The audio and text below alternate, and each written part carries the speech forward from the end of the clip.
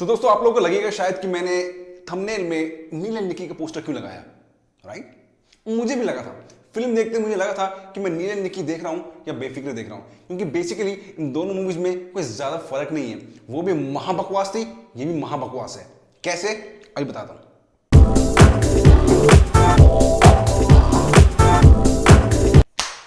बेफिक्र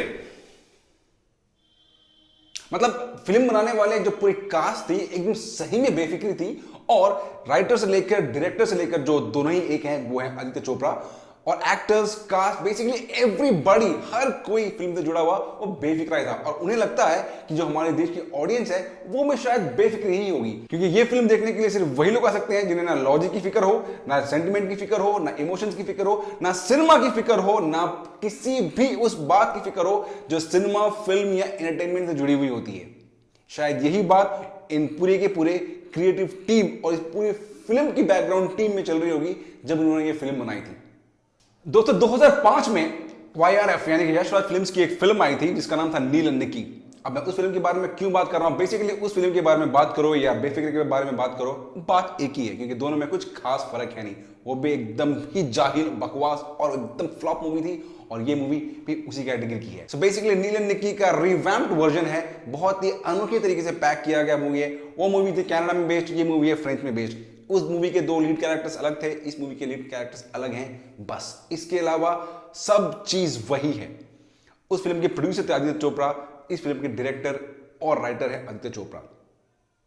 अगर आप फिल्म की स्टारकास्ट देखें तो वानी कपूर और रणवीर सिंह के अलावा जो बाकी लंबी सी लाइन है उन सब में फ्रेंच एक्टर्स हैं या शायद हॉलीवुड के हैं या इंग्लिश मैन है, व्हाटएवर जो भी हैं। मैं उन्हें एक्टर्स नहीं कहूंगा, मैं उन्हें सिर्फ लोग कहूंगा, क्योंकि मेरे को नहीं लगता कि कोई एक्टर ऐसी फिल्म में काम करना चाहेगा। फिल्म की कहानी बोलते ही ना मेरा गला भरा है, क्योंकि आजकल बॉलीवुड में कहानियां मिलती कहां हैं। ओके, कहानी यह है कि लड़का लड़की जो पेरिस में रहते हैं, वहां के इंडिया में कोई लोकेशन बचा ही नहीं आज तक। एनीवेज, जो बेसिकली ये दो मेन कलाकार हैं और स्टोरी बहुत इन दोनों की इर्द गिर्द ही घूमती है। स्टोरी ये है कि ये दोनों फ्रांस में रहते हैं और इन दोनों को आपस में प्यार के अलावा सब कुछ होता है। तो इन लोगों ने कमिटमेंट खा रखी है या कसम खा रखी है कि एक दूसरे के अंदर नहीं घुसेंगे, आई मीन दिल के अंदर नहीं घुसेंगे, बाकी हर जगह घुस जाएंगे, और आई लव यू नहीं बोलेंगे, यानी कि एक दूसरे को आई लव यू नहीं बोलेंगे, कमिटमेंट नहीं रखेंगे, बाकी सब कुछ वो करेंगे जो वो कर सकते हैं।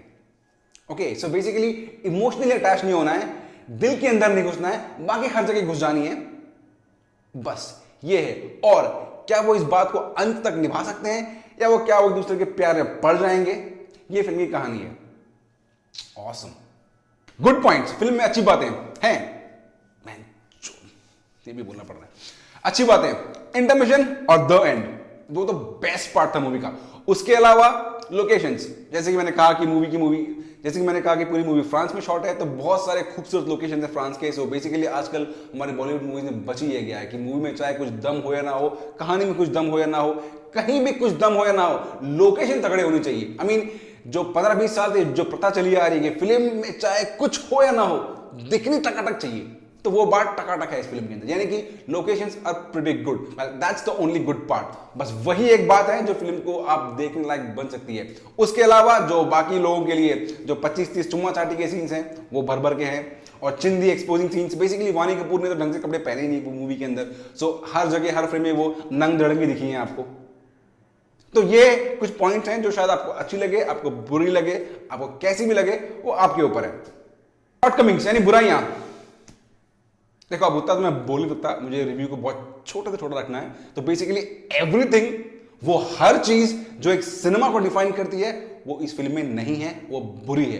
बकवास कैरेक्टर्स, बकवास डायलॉग्स, शो ऑफ, दिखावटीपन, मतलब ये दिखाने की कोशिश करना कि हम बहुत कूल हैं, हम बहुत कूल एटीट्यूड के हैं, हम बहुत ही ऊंचे दर्जे के लोग हैं, हम बहुत ही ओपन माइंडेड है। आई मीन वो सब चीजें चीप तरीके से दिखाने की कोशिश की गई है जो बिल्कुल भी सूट नहीं करती, ना ही वानी कपूर को और ना ही रणवीर सिंह को। Ranveer Singh is a mediocre actor, वो बिल्कुल भी क्लास नहीं लगते, वो उनमें वो एक नवाबीपन या फिर आप कहेंगे एकदम पॉशपन बिल्कुल नहीं झलकता। वो एक अबव एवरेज या एक एवरेज लुकिंग एक्टर है। सो उनके लिए ये रोल बिल्कुल जस्टिफाई नहीं करता। वानी कपूर,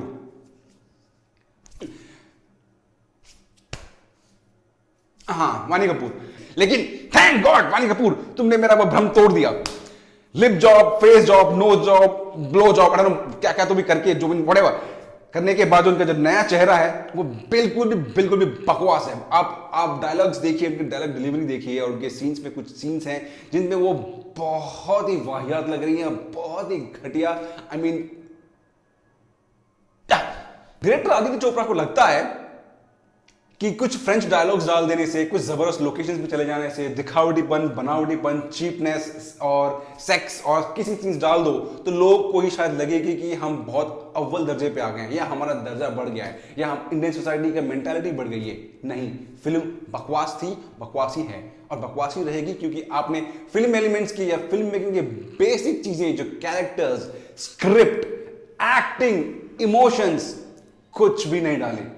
2005 में जो मूवी आई थी नील एंड निक्की, यश राज फिल्म्स की, वो भी लगभग सेम थी एक्टर्स को छोड़ के, और मैं वो कहूंगा वो फिल्म इससे ज्यादा अच्छी थी। क्यों? क्योंकि वो फिल्म 2005 में आई थी और उन्होंने एक नया एक्सपेरिमेंट किया था कि people having sex before getting marriage and all this shit, कि लोग शादी से पहले कुछ सेक्स रिलेशंस करें या बंधन में ना पड़े या कमिटमेंट में ना पड़े। ये एक ओके हो गया फंडा था। मूवी बहुत ही बकवास थी, लेकिन इन्होंने एक कॉन्सेप्ट ट्राई किया 2005 में, एटलीस्ट समझ में आता है। लेकिन इन लोगों ने वही कॉन्सेप्ट फिर ट्राई किया, ज्यादा स्क्रीन शो, ज्यादा किसेस के साथ, ये सोच के कि लोगों को शायद ये पसंद आएगी। नहीं, बिल्कुल नहीं, बिल्कुल नहीं, क्योंकि इस फिल्म में फिल्म जैसी तो कोई बात ही नहीं। इससे अच्छा तो यार तुम नील एंड निक्की पार्ट 2 बना देते, हम उदय चोपड़ा को फिर देख लेते। मम्मी सुन रही है ना? हाँ। ये फिल्म यूथ ओरिएंटेड है, रोमांटिक कॉमेडी का इसका जॉनर है, लेकिन ना ही इसमें रोमांस है, ना ही इसमें कॉमेडी है। तो फिल्म बहुत ही बकवास है। आई मीन मैं तो कहूंगा फिल्म के नाम पे धब्बा है, क्योंकि ये फिल्म हो ही नहीं सकती। अगर ये फिल्म है तो ये क्या है? तो मैं कहूंगा दोस्तों कि बिल्कुल देखने की जरूरत नहीं है।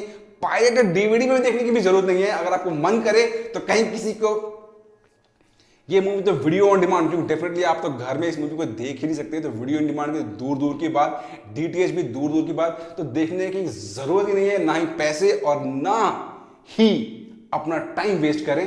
ट्रेलर देख लिया, बहुत ज्यादा हो गया, उससे ज्यादा इरिटेशन की और जरूरत भी नहीं है। So please don't even dare to watch. Hollywood की कोई फिल्म देख लें या अपनी कोई पुरानी डीवीडी या टीवी पे कोई मूवी देख लें, लेकिन ये फिल्म बिल्कुल देखने के काबिल नहीं है। बिल्कुल बकवास।